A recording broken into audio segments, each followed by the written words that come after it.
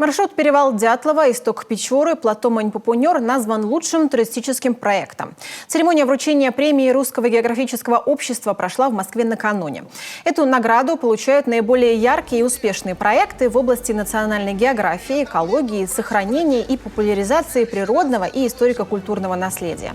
В этот раз члены жюри учитывали все – уникальность места, безопасность, маршруты и, самое главное, создание таких условий, при которых природа не будет тронута. До нашего прихода на Северный Урал там был просто хаос, и каждый год случались несчастные случаи. Теперь мы можем с гордостью сказать, что несчастных случаев больше в горах Северного Урала нет. Что самое важное, мы изменили философию активного туризма на Северном Урале, и теперь благодаря Русскому географическому обществу мы изменим, надеюсь, философию активного туризма во всей России.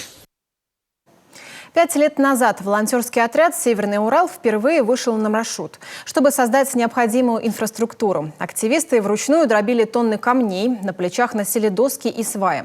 На крутых склонах появились лестницы, на топких участках мостки и щебеночные тропы. На всем пути десятки горных модулей со спичками и запасом лекарств. Сегодня этот маршрут один из самых безопасных в России. Не только для туристов, но и для природы.